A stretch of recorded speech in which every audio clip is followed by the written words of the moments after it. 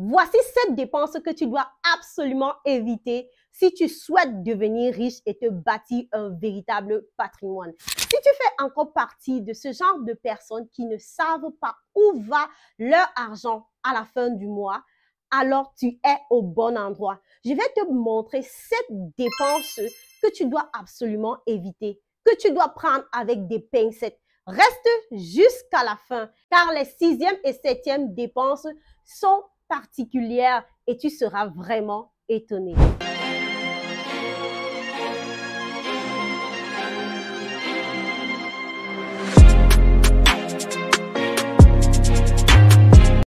Salut à toi et bienvenue sur ma chaîne. Je suis le docteur Valérie Patricia, je suis business coach et auteur. Je t'aide à booster ta visibilité sur les réseaux sociaux, à vendre des offres premium. Je suis également très passionnée d'entrepreneuriat et de business en ligne car je suis convaincue qu'on ne peut aider les autres que si on sait créer de la richesse. On ne peut pas aider les autres si on est pauvre. Voilà pourquoi j'ai mis dans la description de cette vidéo une formation gratuite qui va te permettre de te développer, de booster tes réseaux sociaux et de vendre ce que tu sais faire, que ce soit des produits ou des services. Tu vas apprendre de A à Z comment te déployer sur les réseaux sociaux. Alors, clique sur le lien dans la description pour récupérer ta formation. Ceci dit, let's go! Première dépense, donner de l'argent à la famille. Alors, je sais que beaucoup seront un peu choqués par ceci, mais j'ai envie de te dire que si tu veux prospérer au début, tu ne dois pas être cette personne qui veut montrer qu'elle a tellement au point où elle se met à donner à gauche, donner à droite, donner par-ci, donner par-là. Tu as besoin dans un premier temps de te construire. Si dès le départ, dès les premiers moments que tu commences à gagner de l'argent, tu commences à donner à gauche, à donner à droite, tu n'auras pas de quoi investir. Tu as besoin de te constituer une semence et tes premiers revenus, en fait, sont ces revenus-là que tu dois épargner pour investir. Car si tu donnes ces fruits aujourd'hui, ils seront contents aujourd'hui. Ces personnes seront très contentes et vont t'acclamer. Mais demain, tu ne pourras pas les aider plus.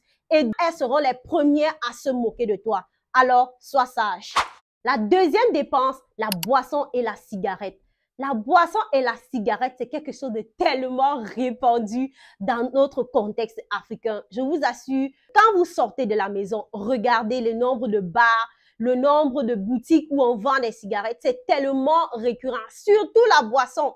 Une bière coûte combien? Aux dernières nouvelles, à ma connaissance, c'était au minimum 600 francs CFA. Je ne sais pas combien ça coûte aujourd'hui. Peut-être qu'on est même déjà à 1000 francs CFA parce que j'entendais récemment un truc pareil. Alors, j'ai envie de te dire que si tu dépenses cet argent dans la boisson, tu vas finir pauvre. Parce que généralement, lorsque tu es en train de boire, tu le fais avec des amis. Et généralement, lorsque tu es dans cette mouvance de l'alcool et tout, tu as tes émotions, en fait, tu n'es pas réellement toi-même et tu te mets à donner au point de ne même pas pouvoir subvenir aux besoins de ta famille. C'est un véritable fléau dans notre société africaine. Alors, sois sage.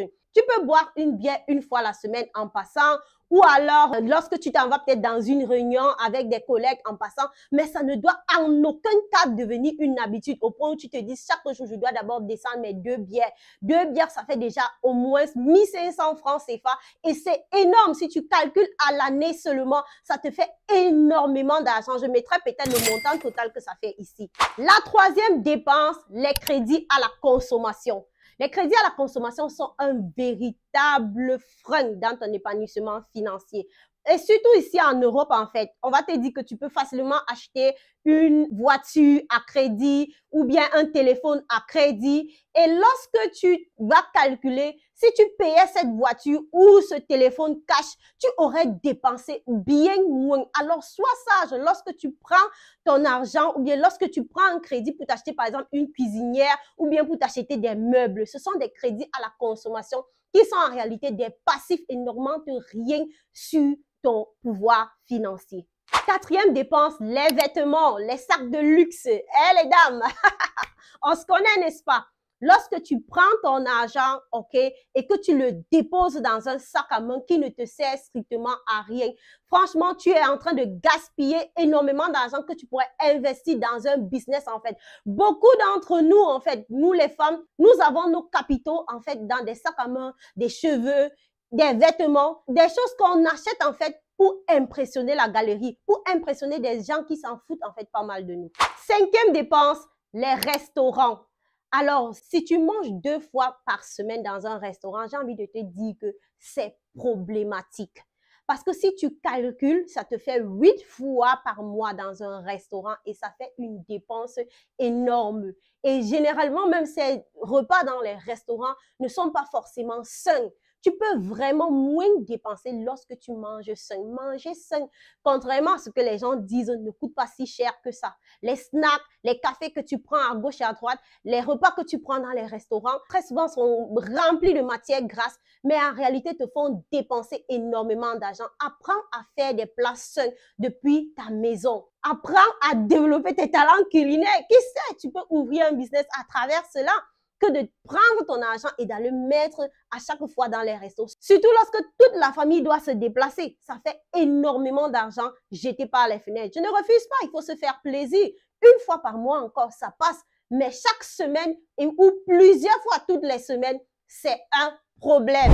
La 6e dépense, les deuils, les amis. Nous, les Africains, on se connaît. Les deuils et les fêtes. Lorsqu'il y a deuil, on va te demander de contribuer. Lorsqu'il y a une fête par-ci, par-là, on va te demander de donner de l'argent. J'ai envie de te dire que tu n'es pas obligé de contribuer. Et même si tu le fais, fais-le dans les limites de ton budget. Parce qu'en réalité, pour protéger tes finances, tu dois avoir un budget et tu dois avoir un budget aide qui va te permettre de rester serein. Lorsque tu as un souci, lorsqu'un imprévu arrive, que tu n'es pas forcément obligé de réagir, tu ne le fais simplement pas.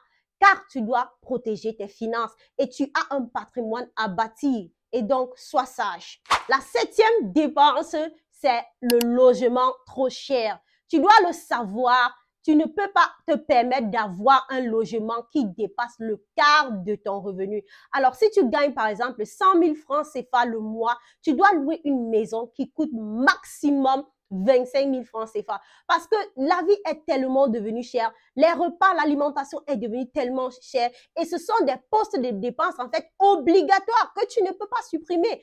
Alors, joue beaucoup sur les postes de dépenses qui ne sont pas obligatoires pour limiter tes dépenses et accumuler de l'argent. Épargner pour investir. Parce que c'est de ça qu'il s'agit. Et surtout, ceci arrive très souvent aux personnes qui viennent de commencer à travailler. Lorsque tu viens de commencer à travailler, tu te dis clairement que non, ce n'est plus à mon niveau, je ne peux plus vivre ici. J'étais en famille, non. Maintenant, il faut que j'aille forcément me trouver un appartement et tout. Mais tu oublies que tu es en train de clouer tes finances. Si tu es encore jeune, c'est le moment pour toi d'accumuler de la richesse. C'est le moment pour toi d'épargner un maximum pour investir dans des business, pour investir dans des terrains, pour investir dans l'immobilier, des choses durables qui vont te permettre de bâtir un patrimoine financier. Apprends à retarder tes envies parce que ce dont tu penses que tu as besoin actuellement, en réalité, lorsque tu vas bien regarder, tu vas voir que tu n'en as pas besoin. Avant de faire une dépense, pose-toi toujours la question de savoir est-ce que j'en ai réellement besoin.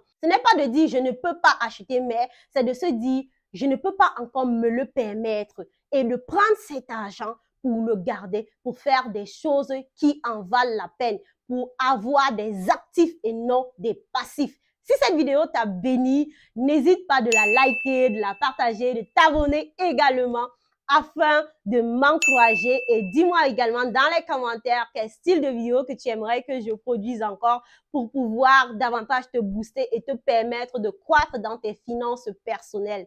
C'était Dr Valérie Patricia, je te dis à bientôt.